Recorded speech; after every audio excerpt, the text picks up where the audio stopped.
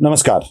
शिवाजी कोण होता या पुस्तकाचे लेखक कॉम्रेड गोविंद पानसरे यांचं एक जुनं 2 मिनिटापर्यंतचं भाषण कोणीतरी फेसबुकवर अपलोड केलंय. भाषण जुनं आहे आणि या भाषणात नरेटिव्ह कसा पसरवायचा असतो, मुद्दे कसे द्यायचे असतात आणि एक मुलामा कसा लावायचा असतो. आपल्याकडे शुगर कोटेड गोळी असा एक शब्द आहे. कडू गोळीला एक शुगर कोट लावायचा आणि ती गोळी घ्यायला लावायची, म्हणजे जिभेवर टाकल्याबरोबर गोडवा जाणवतो आणि गोळीचा कडवाहट जाणवत नाही. आपण ती गिळून टाकतो, मग शुगर ती साखरवरची लावलेली विरघळून जाते आणि कडवाहट आपल्या ते कडूपणा औषध आपल्या शरीरामध्ये काम करू लागतं. बहुतेक अशाच पिठी गोळ्यांसाठी म्हणजे औषधांसाठी कॅप्सूल नावाचा प्रकार निघाला, जो तो पोटात जाऊन विरघळतो, तो पुढे बाहेर पडतो आणि औषधं मात्र काम करतात. असा एक प्रकार आपल्याकडे निघाला. या शुगर कोटेड गोळ्या या नरेटिव्ह पसरविण्यासाठी वापरल्या जातात. आता मी तुम्हाला हे 2 मिनिटाचं भाषण 3 टप्प्यात ऐकवणार आहे. म्हणजे पहिल्यांदा शुगर कोट, नंतर कडू औषध आणि नंतर पूर्ण कसा असतो नरेटिव्ह, काय स्वरूपात मांडला जातो. शुगर कोट हा आहे की कॉम्रेड गोविंद पानसरे जे कॉम्रेड आहेत आणि ज्यांना जातीयवाद अजिबात नको असतो, ते जातीयवादावर भाष्य करत नाहीत, अशा अर्थाचं ते भाषण मी मध्ये मध्ये कट करून हे भाषण आपल्याला दाखवतोय. साधारण 2 मिनिटातला अर्धा 1 मिनिटाचा भाग कट करून ते अर्धच भाषण आहे. या भाषणात ते जातीचा मुद्दा नव्हता रे, किंवा सगळेच ब्राह्मण शिवाजी महाराजांच्या विरोधात नव्हते, मग त्यांच्या अष्टप्रधान मंडळात सरसेनापती वगळता किती ब्राह्मण होते, 7 ब्राह्मण होतो, आग्र्याहून सुटका केल्यानंतर कोण मदत केली, हे सगळं ते म्हणतात. जरा ऐका. सर्वच ब्राह्मण शिवाजी महाराजांच्या विरुद्ध होते ही गोष्ट खरी नाही. शिवाजी महाराजांच्या कारभाराचा एक नमुना म्हणून ज्या अष्टप्रधान संघामध्ये आलेले आहेत, त्या अष्टप्रधानांच्या पैकी सरसेनापती जर सोडले तर बाकीचे सगळे ब्राह्मण होते. आपण विसरूया नको, हा ब्राह्मणांचा मुद्दा नव्हता. अरे हा जातीचा मुद्दा नव्हता रे. आता तुम्हाला जाती भीती पाहिजे असतील तर त्या करा, पण ते त्यांना का चिटकवता. पाहिलं. आता यानंतर पुढे मला तुम्हाला आणखी एक गंमत दाखवायची आहे. आता एक तुकडा दाखवतो मधला. ज्या मधल्या तुकड्यात ते मूळ औषध आहे बरं का, म्हणजे हे शुगर कोट आहे. मी ब्राह्मणांच्या विरोधात नाही, छत्रपती शिवाजी महाराजांच्या सगळ्यात ब्राह्मण होते, मी जातपात मानत नाही, असं सांगून मध्ये जे बोलल्या गेलंय आणि शेवटी जे बोलल्या गेलंय ते तुकडे मी तुम्हाला ऐकवतो. ऐका. मुद्दा नव्हता. अरे हा जातीचा मुद्दा नव्हता रे. आता तुम्हाला जाती भीती पाहिजे असतील तर त्या करा, पण ते त्यांना का चिटकवता. सगळेच ब्राह्मण शिवाजीच्या विरुद्ध होते काय, हे सुद्धा लक्षात ठेवलं पाहिजे. बघ, तुमच्या पुण्यामध्ये किती आहे मला माहिती नाही, पण आमच्या कोल्हापुरात जरा जोरात आहे. काय आहे, आम्ही ब्राह्मणांना ब्राह्मण म्हणत नाही. काय म्हणतो आम्ही, बामण. बामण असं सुद्धा नाही, मराठीची धाटणी आहे. प्रत्येक 12 मैलावर धाटणी बदलते, बामण नव्हे बामण. म्हणजे तुच्छतादर्शक ब्राह्मणांनी केलेला आहे. तर तुम्हाला मी सांगतो, हा ब्राह्मणांचा मुद्दा नव्हता, हा मुसलमानांचा मुद्दा नव्हता, हा हिंदूंचा मुद्दा नव्हता. हा त्या काळामध्ये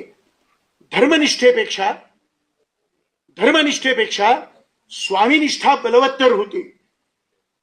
आणि त्या स्वामीनिष्ठेमुळे तुम्हाला मी सांगतो, हा इतिहास शिवाजी महाराजांनी पाहिलं.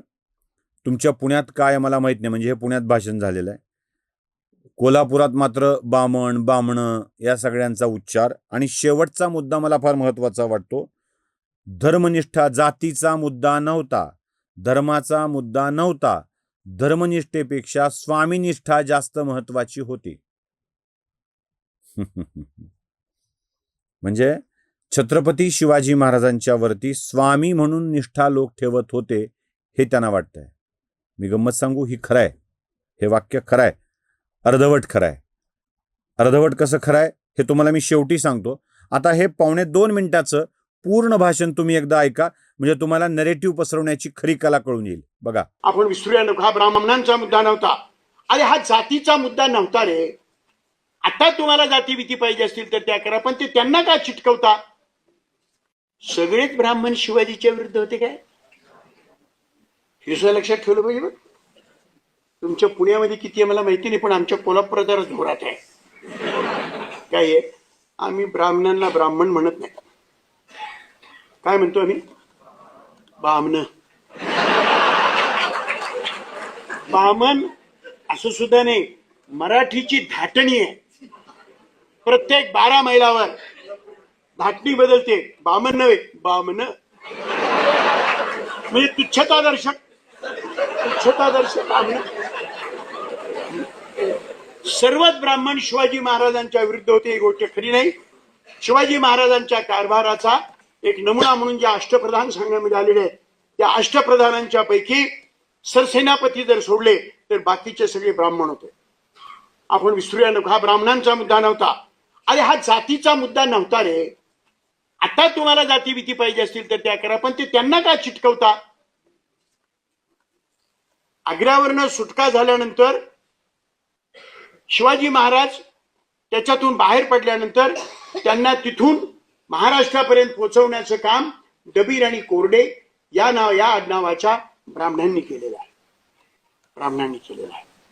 तर तुम्हाला मी सांगतो, हा ब्राह्मणांचा मुद्दा नव्हता, हा मुसलमानांचा मुद्दा नव्हता, हा हिंदूंचा मुद्दा नव्हता. हा त्या काळामध्ये धर्मनिष्ठेपेक्षा स्वामीनिष्ठा बलवत्तर होती. आणि त्या स्वामीनिष्ठेमुळे तुम्हाला मी सांगतो, हा इतिहास शिवाजी महाराजांनी पाहिलं. आता मी यातल्या शेवटच्या वाक्यावर जातो, स्वामीनिष्ठेच्या बाबतचा. स्वामीनिष्ठा काय होती? छत्रपती शिवाजी महाराजांच्या वरती लोकांची स्वामीनिष्ठा होती. ते आपला स्वामी म्हणायचे, राजा म्हणायचे, रयतेचा राजा म्हणायचे, आपले मालक म्हणायचे, सगळं समजायचे लोक. आणि म्हणूनच मराठी मुलखात छत्रपती शिवाजी महाराजांना मोठा आदर मिळाला. ही स्वामीनिष्ठा काय होती?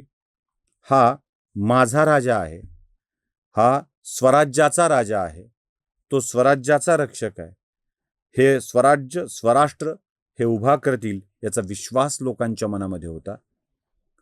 त्यांची निष्ठा राष्ट्रधर्मावरती होती, आपल्या धर्मावरती होती. देव, देश आणि धर्माच्या कार्यात छत्रपती शिवाजी महाराज अग्रेसर आहेत हे माहीत होतं.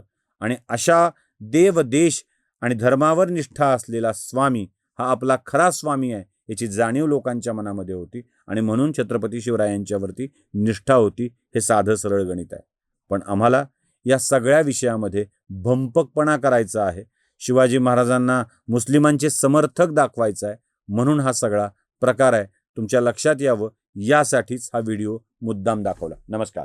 धर्म जागृतीचा विधायक बुरुज NLighter News.